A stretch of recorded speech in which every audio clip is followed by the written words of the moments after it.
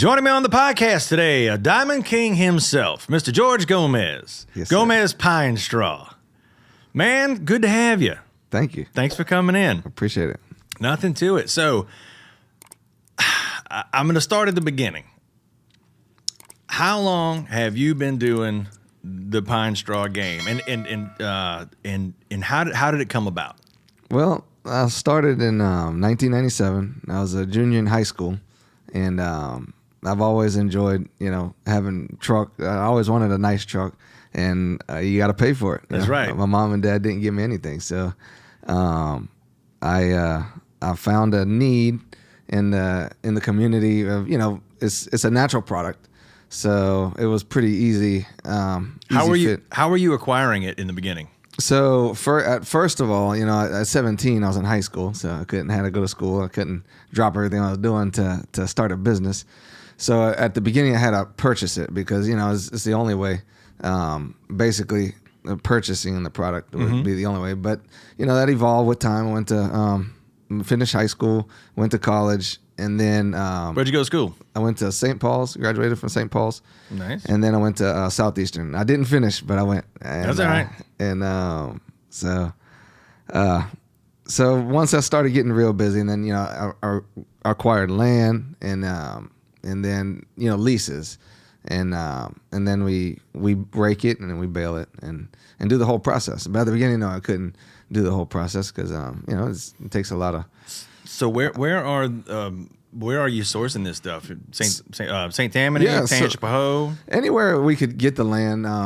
It's not feasible to have land for this here locally because the land's so expensive. Mm-hmm. So you got to travel a little further where land's less expensive. Do you go into Mississippi? We do. Lots of pine trees in Mississippi, man. Exactly. That's cool. So you said something a moment ago. You said your family didn't give you anything.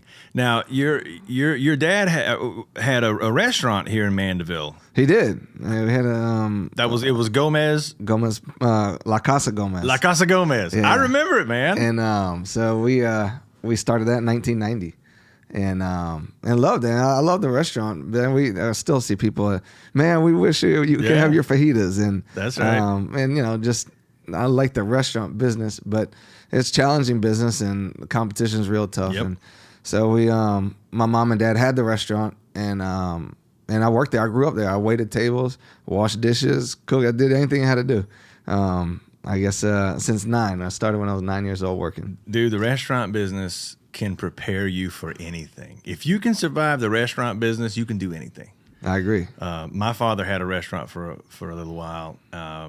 I say a little while, about 15 years he had a restaurant. And, when I was studying jewelry making in jewelry school, the only work that I could do in the evenings and go to school was, waiting tables and whatnot. And so I worked in a few restaurants. And when my dad told me he was going to open a restaurant, I had been working for several years in the service industry, and I was like, Pop, don't do it. Don't do it, man. It's a bear. It goes on forever and forever. But he enjoyed the cooking and serving people, and and I think in any industry, you have to enjoy the process of pleasing your clients. Whenever you're choosing your product, you're choosing how to handle it, or what you're going to sell it for. Ultimately, your goal, if you're in it just to make money, it'll show in time. You really got to be vested in pleasing people. That way, if you don't, what happens? They don't come back. No, I agree. You gotta enjoy it and also have a good product. Like when we had food, I think our Mexican food was better than all the other ones. You gotta, I think, enjoy it, but also have the same, like a good quality when you're putting out there. Mm-hmm. And the rest it falls into place. You gotta. So the spot, exactly where is your location? What's the address? So 2025 Spartan Drive, right here, not far from you. Yeah, it's just right off 59, right? Exactly, right off 59. Just north of 190 here in Mandeville. Yep. Yeah. So how long have you been at that spot? 2008. 2008. Purchased the building and started from there. Right on, man. It took a while. So you are selling to the public, you're doing wholesale business, you're shipping stuff. I see your trucks all over the place. We mainly cater to the wholesale side of the business, But you know, if you wanted to come purchase some, you can. But you know, we basically supply the landscapers, even homeowners, Gotcha. and Well, there's I imagine there's a lot of people who are, you know, not always going to hire a landscaper come out and spread 10 bales of, correct. you know, of pine straw. I generally, you know, if we come to get product from you, generally we don't, you know, come get one bale. I do enough to do my house and my office, and then just be done with it, you know. And I appreciate your business. Hey, nothing to you've it, been, man. You've been, you know, great. Not just a friend, but you know, customer I appreciate that. to easy to work with, and appreciate you supporting local business. You probably knew in your heart you didn't want to grow up to be a chef and run the restaurant, you know. So you look and you look and you see something and you go, maybe I can do something with this thing. You know, I've certainly felt that way with my business, my career when I first started out. I still feel that way. You know, I mean, that's what drives me to, you know, to try to develop the business and to keep doing things like this podcast and, you know, renovations and additions in business, you know. And, you know, when you stick your neck out like that, you really have to believe in yourself, because, you know, until you have signed your life away and put up every dollar you have on a business venture, you know, you're not really in the game. You know, right. I've put myself in that position quite a few times. I imagine you have too, you know, trying to make things happen. For sure. You know, and especially when you start from zero or beyond zero, it's not that hard because you don't have anything. But once you acquire, you know, certain things, you know, you have a building and you have more equipment and stuff, you don't want to make the wrong move, because you know how it is starting from zero. You don't want to go back to that place. So, you know, it's now, you know, I'm thankful for what I've been able to acquire. Now it's more, you know, maintaining everything and it's still growing, you know, for sure. I don't want to, I think that's where, you know, people get content and happy. And, you know, again, I always wanted nice things. I like being successful, and not that I'm successful, you know, have everything I want, but you know, I have more things, and now I want to keep growing and keep pushing forward to now have 3 kids, and you know, I have a wife and 3 kids, and now it's not just about a truck. Now it's, you know, they're going to be needing trucks, and you know, just keeping the fundamentals where they're sound, and they, you know, you can grow from, you know, get this where we're at today. You know, they can build the business and move forward and keep growing from what we have started. And I get that, I guess, from my mom and dad. You know, they came to this country with nothing. You know, they came from Cuba in 1965. So, like I said at the beginning, yeah, maybe they didn't give me, you know, write me a check to start the business, but they gave me the fundamentals and said, hey, look, this is where we come from. You know, anything's possible in this beautiful country. You need to take advantage, you know, the opportunities that you've been given and the freedom that you have in this country to operate and own your own business. And not everybody has that chance, you know, and especially coming from a communist country, you can't do anything. So I feel very thankful to live in the place that we live, in the community we live. And I wouldn't trade Mandeville or Covington for anything in the world. I honestly believe this is probably the prettiest and wholesome community in the country, you know. And I don't say that lightly. I'm serious, you know. I met a guy who had a sailboat he kept down in Mexico, in Isla Mujeres, and he was a university professor at Chico State.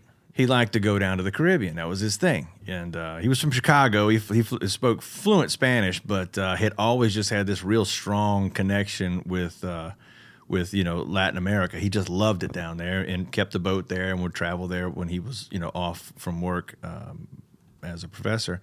And he had been planning a sabbatical where he was going to circumnavigate Cuba and follow Christopher Columbus made that voyage and documented it very, very closely. He had a book. It was a documentary of that voyage, and he's like, man, I've been reading this book and I've always wanted to, you know, follow this path and circumnavigate Cuba. And he said, you know, I can't do it alone. He said, I need somebody to come with me. Would you want to come with me? And I was like, yeah. And so, I gave my notice at my job. We planned the trip, 6 or 8 months in advance. And he already had the boat down there, and we went down to Mexico and, did our last minute preparations and got everything together. And then we took off, man. We went to Cuba. Nice. And we went to the western tip of Cuba, and then we just skirted down the bottom of Cuba all the way down to Guantanamo Bay. We lost the engine in it was a sailboat, but you motor a lot in sailboats, and you get in and out of marinas and stuff like that. And if the wind stops blowing, you crank the motor and you go. Well, we lost the engine in Guantanamo, and there's no way to fix. At that time, there was just no way to fix anything. We couldn't get anything, and so we had to cut our trip short and sail all the way back through the Caribbean back to Mexico, which was a harrowing experience in itself. But I had never been. That was my first time going out of the country, going to Mexico, and I stayed in Mexico for about a month before we left. Man, probably 3 weeks before we left for Cuba, and then I was in Cuba for probably 2.5 months. Wow. And we went all over, man. We'd anchor the boat in some little fishing village, and we would catch a ride, from southern Cuba into Havana, and then when you're in Havana, you can catch a bus back, but when you're in one of these little towns, you got to find somebody who's got a car, and then you got to find somebody who's got gas. Right. And I had never been to a communist country before, and I never knew why communism was a dirty word. We learned about that in school. They talked about communism, but to children, when you say that, it's meaningless. It is absolutely meaningless until you have been in not just visited on some bullshit, excursion, until you have been there and you have lived with somebody and you've spent enough time with them before they'll tell you their real feelings, because the Cuban people that we met were delightful, and they were, very full of. They had a real strong gusto for life. They really did, and they loved art and they loved music. And God, you turn on the music and Dance City. Yeah. We would go dancing. There was tons of that sort of thing.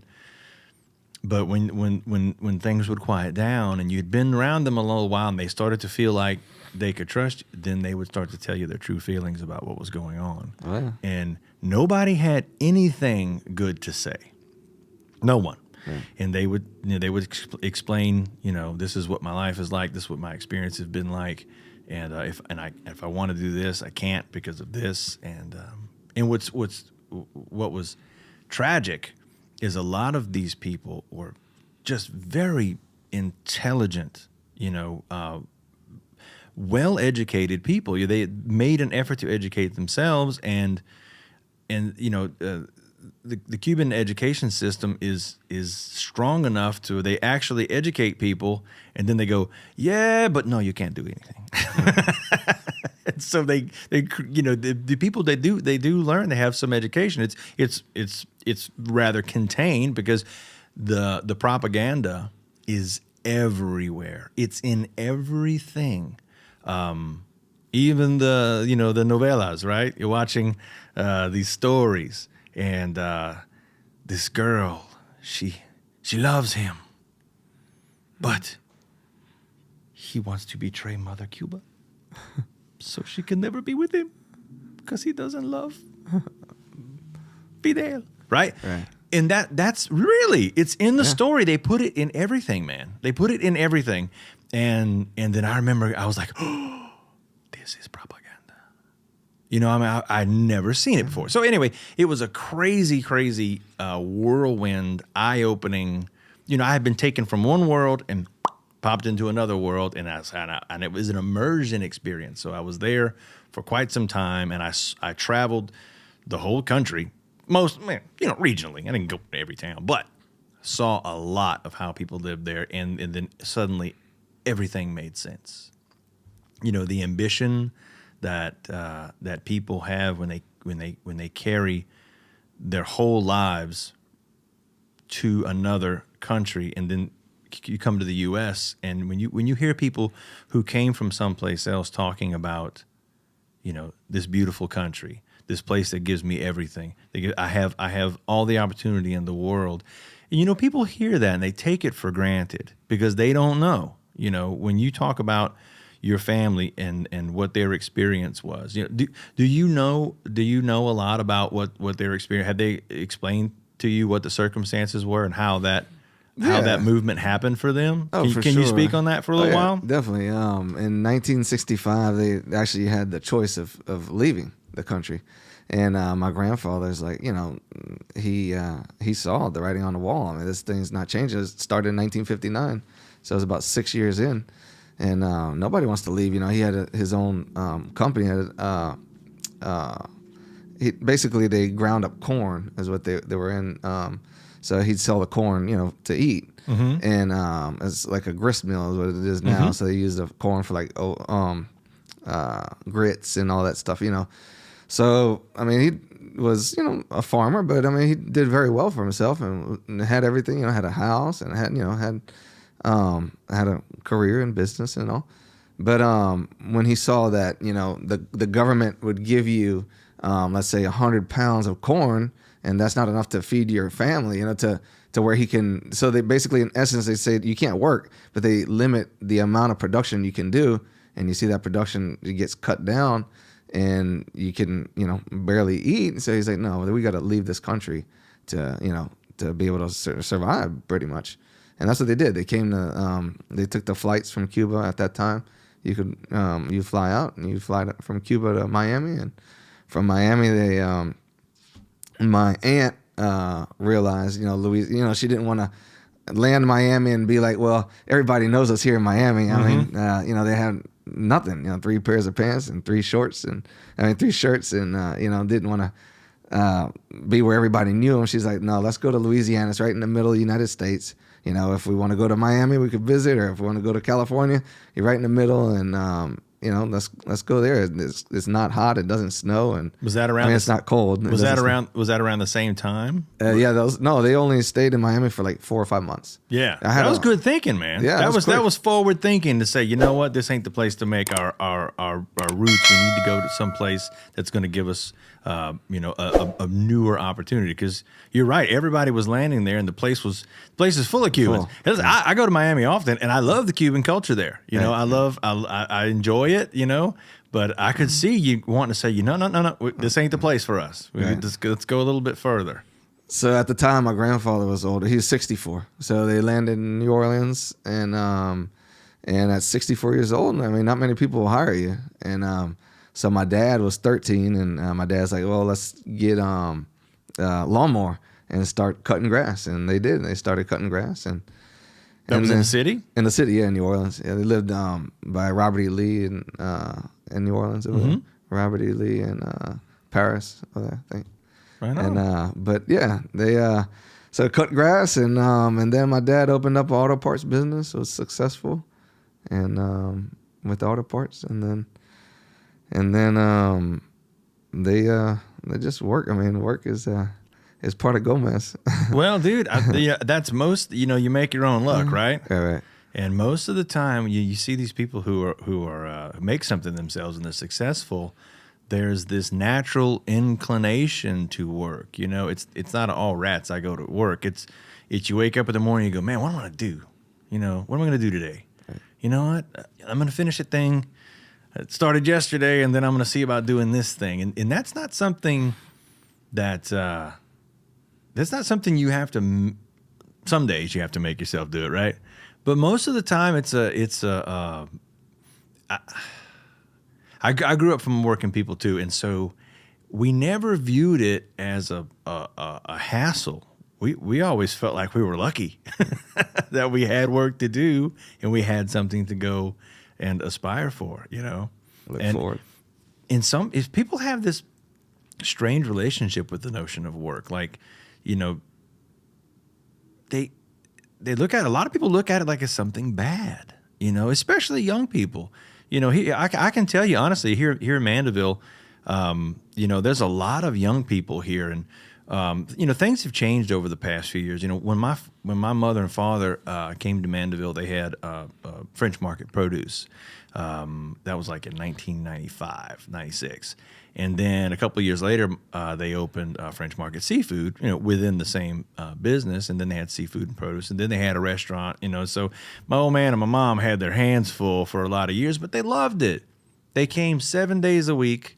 They worked. They bought a small house around the corner from the business, so they could at least have some sensation, because they still had their home out in the country where the farm was. After they sold the cattle, they kept the land, but that's 45 miles from here, and but it was just what they had to do, and so they went from one 7-day-a-week job to another 7-day-a-week, but at least with the produce and the seafood and the restaurant, at least they were making some money. The agriculture in the United States of America has gotten really, really unbalanced and out of touch. It's very strange. Agriculture is so very difficult. On any level, whether you're growing crop or you're growing animals, whether you're producing animals for food or you're producing milk or whatever it is, in any circumstance where people are reliant on Mother Nature and a little luck, it's a very, very difficult business to be in. Very, very difficult, and it's made worse by terrible circumstances. And I don't know why they keep squashing, farmers. They do the same thing to police officers. They take a hard job and they make it more difficult. Teachers are the same way. They take a terrible job that's just really a grind. I mean, who the hell wants to deal with kids all damn day long? But it takes a special person. That person shows up and says, I want to do this terrible job, this difficult job. And then they make it even harder on them by applying, undue pressure. And it's very strange why that ends up happening. I don't understand it. It was one of the mysteries of economics for me, because I really don't get it. I grew up on a farm as well, and it's tough, man. It's everything goes up, and the prices of the animals don't. I mean, fuel goes up, and insurance and fertilizer and equipment. Feed. Yeah, you're right. I mean, my kids are showing cows now, and I grew up showing cows, and it's they're expensive, man, and just to maintain them. It's it's a lot of money, but I do like the value that it brings. The time we get to spend together, and sure. the whether it costs a lot or not, it's just the experience that the kids get to, then the value and the teachings that they learn from showing the animals and stuff. What kind of cows you have? Beefmaster right now. They're beautiful. Those things are beautiful, man. They're pretty, man. They're pretty. And there's a lot of responsibility that comes along with that. Of course. And if you can take a young person and give them an animal like that to be responsible for, it's like a pet. They become very close with these animals because they tend to them and they love them, and then what do you do once they're grown? Do you sell them?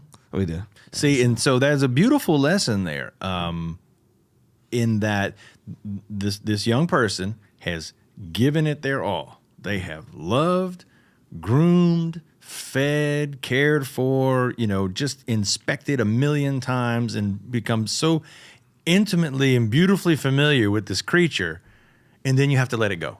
Right. It's a beautiful lesson, though, and it's a very real life lesson. That, listen, how many people get that experience today? We don't all have the opportunity to live on working farms, but the lessons that come from that kind of life, you can achieve it if you want to. You can acquire, you can get a little piece of it, and you can have that value. Good on you, man, for doing that. No, I enjoy it, and trying to teach them, like you said, and they seem to enjoy it. I don't force it upon them. They play baseball and basketball and all that stuff, but we always seem to get back to the kettle because I guess it's something that I enjoyed growing up, and they see it and they seem to like it. Young people, they don't have the chance to learn this stuff. They're not going to learn it anyplace else if you don't teach them.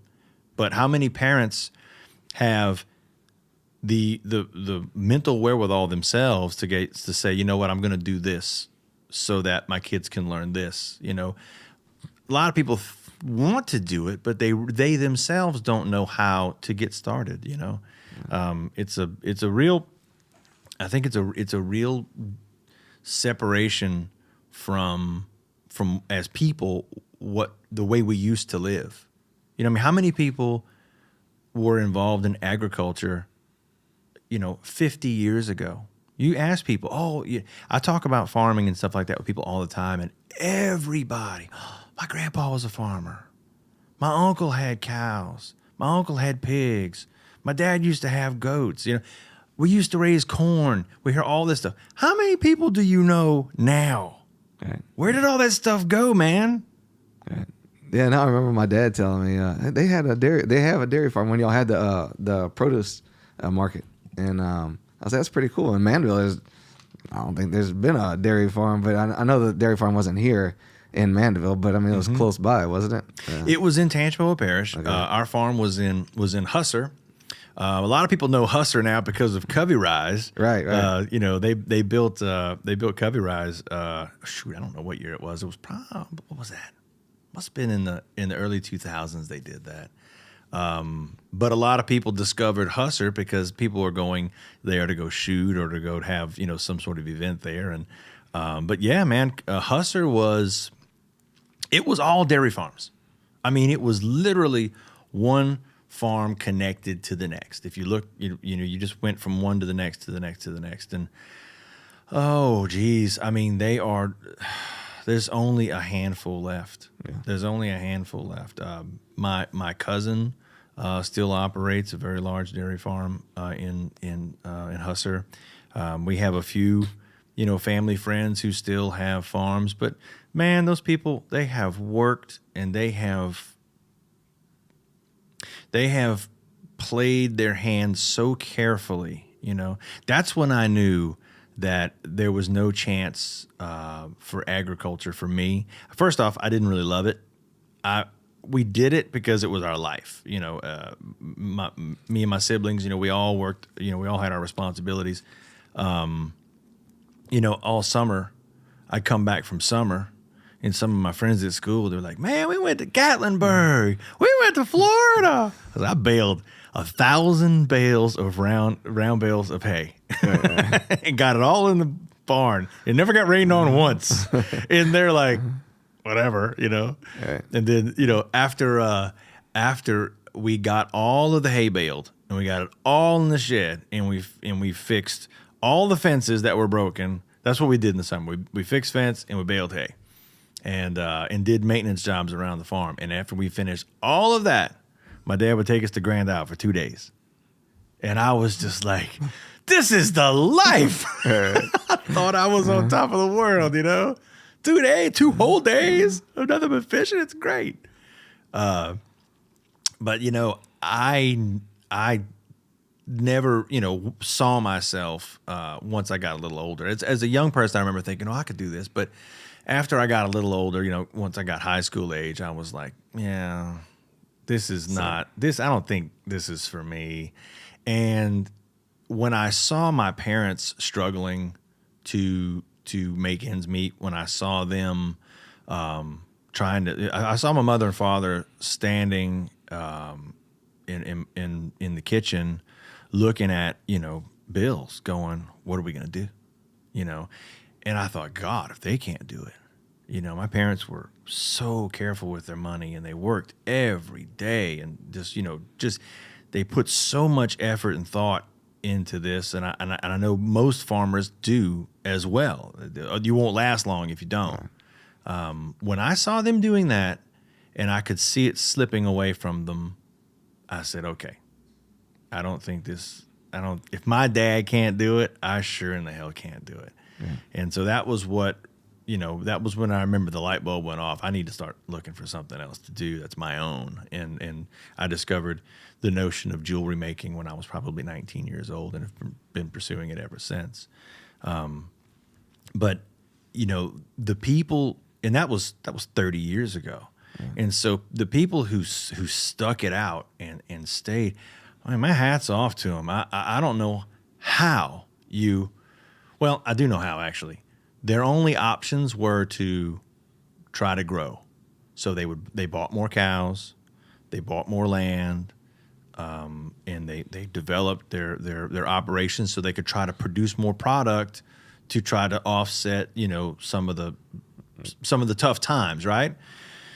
But you know, they would get themselves into a good position, and then circumstances would change again. Then you know they it's like they move the playing pieces around, right. and then you know you're doing well for 3 or 4 years, and then you have 4 or 5 years bad where you're barely making, you're either losing money or you're barely making ends meet. And you know, agricultural people are willing to take a bad season. They're willing to take 2 bad seasons, but you can't just give them bad season after bad season after bad season for whatever reason and expect them to survive. And that's what's happened all over the country. We're crop farmers, animal farmers, you know, dairy farmers. It's all gotten very difficult, very difficult. So, you know, sadly, when that stuff goes, all of that lifestyle, you know, I mean, a lot of the life lessons that you learn on a farm, you can't learn hardly any place else. You really can't. And when that stuff goes, the culture goes with it, and it's sad. And so what we do, I think, is we try to hold on like you do with your kids. You have the show cows. You do it because you love it. You know about it, and it's something you can share with them, and you get to spend time with them doing that. And again, good for you, man. Keep that up. And and a lot of times, whenever we're having these kind of conversations, you know, I want to try to inspire people to do the best they can. Not that I'm the best ever, man, but when I come across something like this and I go, you know what, this is a good thing. There's value in this. I try to take time and say, hey, you know what, if you want to go to the Covington Fair and see the show animals, which I recommend that people do. It's a beautiful thing when you see all those little animals. Do you? We do. We participate there. Yeah. In, Covington, Franklinton. Then we go to parish and district, and then state. So. Well, let me tell you what I invite people, suggest people. I've been bringing my children to those fairs to go see the animals. That's what they want to see. They want to go see the animals. Right. You should go and see that. You should go and support those kids. I agree. And see all those animals are beautiful. You will never see. You can't go to the zoo and find. Scouts honor, man. You can't go to the zoo and find an animal that is healthier than those cows and those sheep and those little pigs that you guys show at those events. Those animals are the most well-kept, well-cared for creatures around. You'll never see anything that's been treated better. The families, they do take their time, and they really it's a love for it, man. Mm-hmm. They really you know, you got to feed them and maintain them and exercise them, and you know, really to get them to be competitive, you know. Mm-hmm. And it's pretty interesting to see. And it's wonderful. I think it's a wonderful introduction for young people into, you know, to the sciences, because there's an extraordinary amount of science that comes along with that, the biology and understanding, you know, the nutrition. Yeah. Dude, it's a world of learning for young people to see how an animal responds to one food source or a medicine. Why does this medicine do this? Right. You know, why does an animal gain weight or gain muscle from one food to the next? It's just a huge opportunity for learning. Beats the hell out of playing video games. Exactly. Do your kids have video games? They don't. And, I don't either. Not that I don't let them. It's just nothing that I don't know. I guess never really. We steered them away from it. Yeah. I didn't go out and buy it for them, but that's right. Yeah, and I guess I kind of steered them away from it because I don't think that they need it. But they're busy. Like I said, you know, on working with us, working with me, working at the farm, and they enjoy it. Yep. I never bought my kids video games either, and I didn't want to make video games like this super taboo thing that you know. for them, but I didn't go out and buy it for them. And like, I ain't throwing rocks at people who went out and bought their kids the whole giant video game thing. If that makes you and your family happy, good on you. But some of you, you messed up.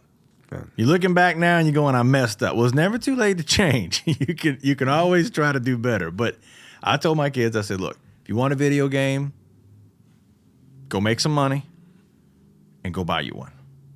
And if I think it's inappropriate for you, I'm not going to let you buy it. But if you want to go buy a system and you want to do that, fine. And my son just saved his money and bought himself a super awesome, air rifle. I'm like, okay, that's good. You learn how to shoot. That's a good thing. That's a good skill for a man to have, And we kind of stayed away from it. We did. I will recommend this though. We did buy the. There's this. What do they call it? A little Nintendo Classic. It's a little box about this big, and it's got a bunch of the old games loaded on it. It's got like Mario Brothers and all that stuff. And we have that, and they play that, and my wife and I play with them. And that is fun. What's your future? Your projections for what your future's gonna be with the Pine Straw? You're gonna lay with it till the very end. This is. I agree. I think Matthew McConaughey said it correctly, man. He said on like one of those videos, he said, "Yeah, I'm always trying to be better than the 10-year version of myself, and I'm always trying to be better. I mean, I love success, and I want to be successful, and this is what I'm here to do. I think I'm destined to do this and do it better, Mm-hmm. And hopefully in 10 years I'm bigger and better than I am today, Mm-hmm. And now with the kids coming in the future, hopefully we can keep going and having a good employees and staff that can keep the business going and the community supporting us. I think it's a successful equation. It is. It is success. Whether you're making your dream dollar signs or not, as long as that train is moving and it's moving up a little, you're doing it, man. You're doing it. And success again isn't about money. I mean, being able to do what you want to do and having the time. I think that's more important than money, because money will come and go. I mean, you can have all the money in the world and not be happy, but that your time is that's valuable, man, and that's not coming back. I'm 42. Mm-hmm. I can't go back to it when I was 30. So I think to me, having the time, and when you have the business, that's success. If you want to go show cows or do whatever you want to do, or be able to have a week to go to with your family, spend time with your family, or spend time with your kids. I think that's more important than the money. Do you and your wife work together? No, she actually does weddings, like not just weddings, events. Nice. She owns a Royal Event Rental right here on 59. Oh, right on. Yeah. Right on. I didn't know that. You didn't know it? Yeah. I didn't know it. So if you ever have an event or right on. Something coming up, she does all the special decor for the events. Nice. I didn't know that. I didn't know. Though that explains the elaborate Christmas pictures, doesn't it? Oh yeah, she's all into it. Dude, you got the best Christmas photos. Listen, keep it up. Thank you. I'm sure people tell you, but the effort that your wife is putting into that is not lost on people. Year before last, we got a Christmas card from you, and it was the Western theme. Oh yeah. And I got it, and I walked to my wife and I said, "We're gonna have to up our Christmas card game. Gomez is beating the hell out of us. This is really good." She's good at all this stuff, man. I don't know how she does it, but she does it. She thinks she puts effort into it. That's how she does it. As soon as I saw it, I was like, "Oh, this just didn't happen by accident. This lady thought about this, man." Yeah, that's good stuff. I saw a video of you playing a song there. It was awesome, man. Thank you very much. Yeah, I'm trying to think what song it was. I think it was like a "Rock in a Hard Place." That's it. Yeah, it was one I learned the other day. Well, I learned it because it's a good song. But while I was reading the lyrics and And I realized the guy's talking about a rock and a hard place. He's talking about a ring. I didn't realize. I was like, oh shit, he's talking about an engagement ring. I get it now. He said she wants the ring and all this. I'm like, oh, I get it. Yeah, that's rather clever. I hope you can't see how many times I watched it, man. But I kept on replay. Bless your heart, buddy. Thank you. I was like, dude, that's pretty impressive. I used to do like bar and grill type stuff where I'd stand with my guitar and just play for a couple hours. And let me tell you what, dude, that is hard work. It is so difficult to get in front of a mixed group of people like that because they ain't all your friends. Right. And they start drinking and everybody's yelling and telling stories. And the people will stand 3 feet away from you and yell at each other in a bar so that they can hear themselves over you playing. They'll literally just stand there and yell. And as a performer, you know, you're playing, you're thinking, you jerk. I can barely hear myself sing because you're screaming and yelling. And what's cool about social media is one of the high points about that is that you can put something out there, and if people want to watch, they'll watch, and if they don't, they'll just scroll past. You know, and so you don't have to. And there is a satisfaction when people say, "Man, I really enjoyed that," because, you know, doesn't matter what you're doing, if you're performing, if you're putting yourself out there.